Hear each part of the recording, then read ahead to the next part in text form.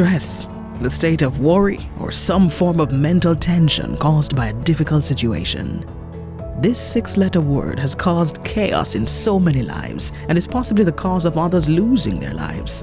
If Hans Selye is to be believed, it's not stress that kills us, it's our reaction to it. It's important to understand that difficulty is a part of life. This is not unique to any one person. So talk to someone if you need to. Cry if you have to. Take a step back, breathe, relax, and start again.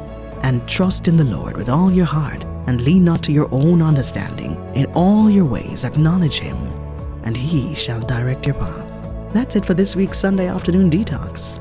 See you next time.